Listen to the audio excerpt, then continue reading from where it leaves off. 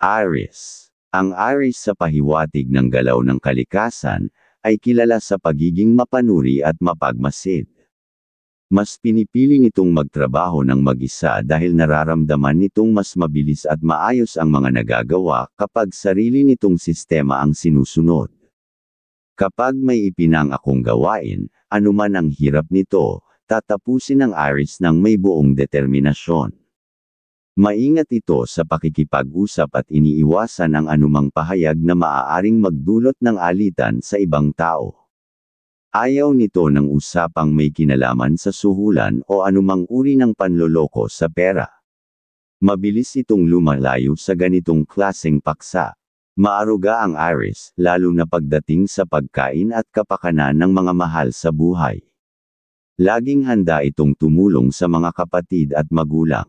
Hindi nito gusto ang mga usapang paligoy-ligoy at mga berwan na may halong panunukso. Ngayong araw, taglay ng Aries ang lakas ng loob na ipaglaban ang nararapat, ngunit sinisigurado nitong nasa tamang katwiran ang kanyang ginagawa. At tandaan, ang gawa ng kalikasan, ay hindi matatawarad dahil biglaan, ang mga pagdating, gawing laging maging maingat. Taurus. Ang Taurus sa pahiwatig ng galaw ng kalikasan, ay kilala sa pagiging masinop sa pamumuhay. Pinahahalagahan nito ang kasiyahan at kasiguruhan ng pamilya, kaya't pinipili lamang nitong pautangin ang mga taong mapagkakatiwalaan. Hindi ito mahilig makipag-usap sa mga paksang may kalaswan o mga walang katuturan. Taglay nito ang katapangan sa ugali, ngunit nananatiling mahinahon at magalang sa pakikipag-usap upang maiwasan ang anumang problema. Laging inuuna ng Taurus ang makatapos ng trabaho ng maayos dahil alam nitong ito ang magbibigay sa kanya ng kasiyahan at oportunidad para umasenso. Handa itong tumulong sa mga magulang at kapamilya, at maingat ito sa paggastos ng pera, lagi nitong iniisip ang pangmatagalang kapakinabangan. Ang Taurus ay malambing sa mga minamahal at laging naghahangad ng maayos at matatag na samahan. At tandaan, ang gawa ng kalikasan, ay hindi matatawarad dahil biglaan, ang mga pagdating, gawing laging maging maingat. Gemini. Ang Gemini sa pahiwatig ng galaw ng kalikasan, ay likas na maingat sa pagsasalita upang walang masaktan o makagalit, lalo na sa mga mahal nito sa buhay. Hindi ito mahilig makisali sa usapang may kaugnayan sa pandaraya o kalokohan sa pera. Mas gusto nitong kumita sa legal at marangal na paraan kahit pamahirapan. Matyaga ang Gemini sa trabaho, at anuman ang hirap ng gawain, handa nitong harapin para lamang maitaguyod ang pangarap nitong masayang buhay para sa pamilya. Maaruga ito sa pagkain at kalusugan ng tahanan, at palaging iniisip ang ikabubuti ng lahat. Hinihiling nito ang pagkakaisa at kasiyahan sa bawat miyembro ng pamilya, kaya't ginagawa nito ang lahat upang makamit ang maayos na pamumuhay. At tandaan, ang gawa ng kalikasan, ay hindi matatawarad dahil biglaan, ang mga pagdating, gawing laging maging maingat. Cancer. Ang Cancer sa pahiwatig ng galaw ng kalikasan, ay masipag at mapanuri. Hindi ito nagdadalawang isip na magsikap upang matapos ang mga gawain, at kapag nagsalita, ito'y malinaw at direkta upang maiwasan ang hindi pagkakaunawaan. Maislan ang Cancer sa mga ginagawa nito, at laging masinop sa pamumuhay. Maaruga ito sa mga magulang at laging handang tumulong sa kapamilya. May lakas ng loob itong gawin ang anumang desisyon basta't alam nitong nasa tamang landas ito.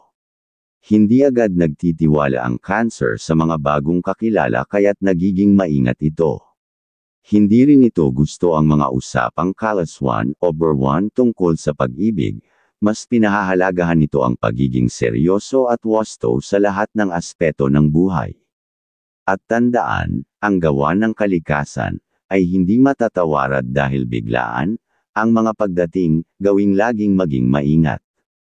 Leo. Ang Leo sa pahiwatig ng galaw ng kalikasan, ay maalaga at responsable, palaging inuuna ang ikasasaya ng kanyang pamilya.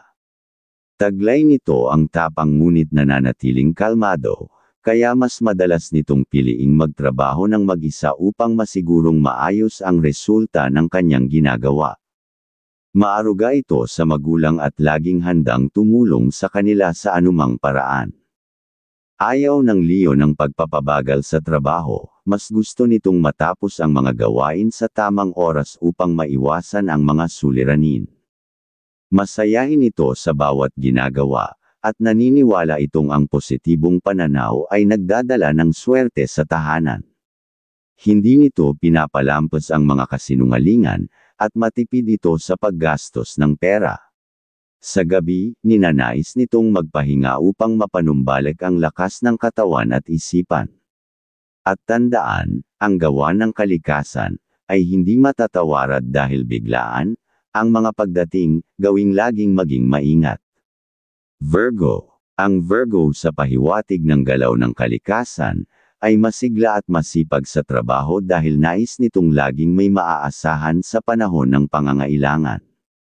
Madisiplina ito sa pamumuhay at maingat sa pananalita at pagkilos, kaya't madalas ay nagiging ehemplo ito ng pagiging responsable. Laging inuuna ng Virgo ang pagtapos ng mga gawain upang mapanatili ang kaayusan.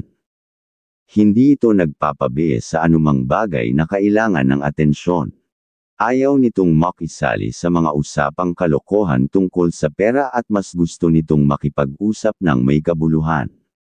Masaya ito kapag kasama ang pamilya dahil naniniwala itong nagdadala ng good vibes at swerte ang pagkakaisa. Malambing ito sa mga minamahal at praktikal sa paggastos, lagi nitong iniisip ang mas mahalagang layunin kaysa sa pansamantalang luho.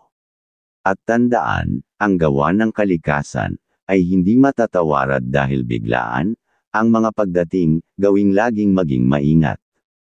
Libra. Ang Libra sa pahiwatig ng galaw ng mga kalikasan. Ang Libra ay kilala sa pagiging matapat at mapagkakatiwalaan, lalo na sa trabaho. Mas gusto nitong magtrabaho ng mag-isa upang mas mapanatili ang kalidad ng ginagawa. May likas itong talino na ginagamit upang maiwasan ang maisahan o malinlang. Hindi rin ito madaling mahikayat ng mga suhulan, anuman ang halaga. Sa trabaho, palaging may plano ang Libra bago kumilos upang maiwasan ang suliranin. Sa tahanan naman, lubos ang malasakit nito sa pamilya, lalo na sa paghahanda ng masustansyang pagkain. Maaruga at maalalahanin, ang Libra ay gumagawa ng lahat upang mapanatili ang balanse sa tahanan at maiwasan ang anumang di pagkakaunawaan. Gusto nitong laging may positibong enerhiya ang bawat aspeto ng kanyang buhay, kaya't madalas itong nag-iisip ng mga paraan upang mapanatiling masaya ang pamilya.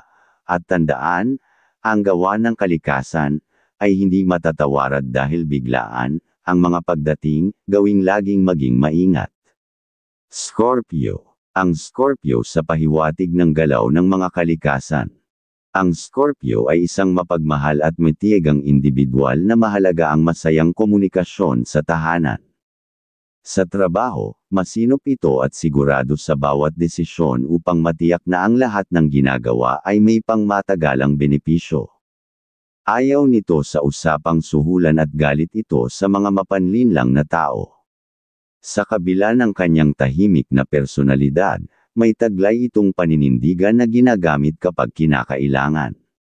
Sa pamilya, pinahahalagahan nito ang pagkakaisa at hindi hilig ang mga berwan o tukso na maaaring magdulot ng tensyon. Ang Scorpio ay isang maaasahang katuwang, handang magsakripisyo para sa ikabubuti ng lahat. At tandaan, ang gawa ng kalikasan ay hindi matatawarad dahil biglaan, ang mga pagdating, gawing laging maging maingat. Sagittarius. Ang Sagittarius sa pahiwatig ng galaw ng mga kalikasan. Tahimik at kalmado ang Sagittarius, ngunit masipag at determinado itong magtagumpay sa buhay. Hindi ito mahilig makipagsalamuha sa walang kabuluhang usapan, lalo na ang mga may kinalaman sa tukso o biro. Sa trabaho, mas gusto nitong magtrabaho ng mag-isa, ginagawa ang lahat ng may kasipagan upang makamit ang mga layunin. Sa pamilya, lubos ang kanyang malasakit, lalo na sa pagkain at kalusugan ng mga mahal sa buhay. Hindi ito seloso at laging may tiwala sa minamahal, bagay na nagdadala ng kapayapaan sa relasyon. Mahilig itong mag-ipon ng pera para sa mga di inaasahang pangyayari, tinitiyak na handa ito sa anumang darating na hamon. At tandaan, ang gawa ng kalikasan ay hindi matatawarad dahil biglaan, ang mga pagdating, gawing laging maging maingat. Capricorn. Ang Capricorn sa pahiwatig ng galaw ng mga kalikasan. May disiplina at integridad ang Capricorn, lalo na pagdating sa trabaho at pinansyal na aspeto ng buhay. Hindi ito mahilig sa suhulan, bagkus mas gusto nitong kumita ng pera sa tamang paraan. Lagi itong may plano bago gumawa ng anumang hakbang upang tiyakin ang maayos na resulta. Sa pamilya, inuuna ng Capricorn ang kaligayahan at kaginhawaan ng kanyang mga mahal sa buhay. Sa kabila ng pagiging matipid, malambing ito at mapagmahal.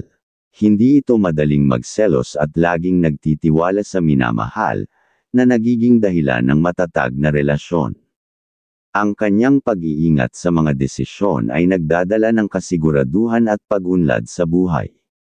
At tandaan, ang gawa ng kalikasan ay hindi matatawarad dahil biglaan, ang mga pagdating, gawing laging maging maingat. Aquarius. Ang Aquarius sa pahiwatig ng galaw ng mga kalikasan. Ang Aquarius ay may likas na talas ng pag-iisip at maingat sa lahat ng kilos at salita. Hindi ito basta-basta kumikilos ng walang masusing pag-aaral upang maiwasan ang anumang aberya.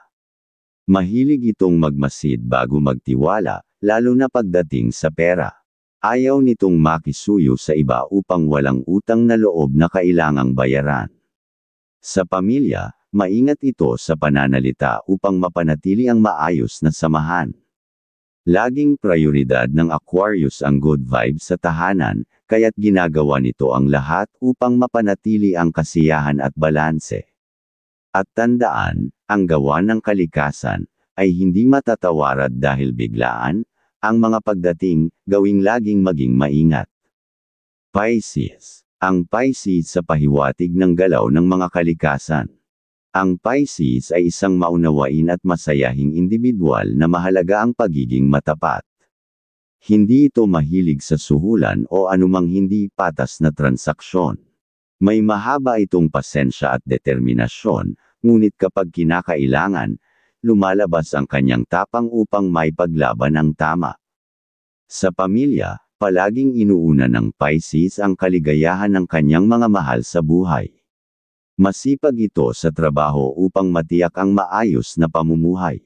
May integridad ito sa salita at gawa, kaya't hindi ito madaling mabuyo sa mga mapanlinlang na sitwasyon.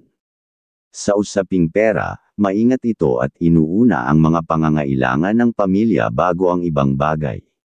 At tandaan, ang gawa ng kalikasan ay hindi matatawarad dahil biglaan, ang mga pagdating, gawing laging maging maingat.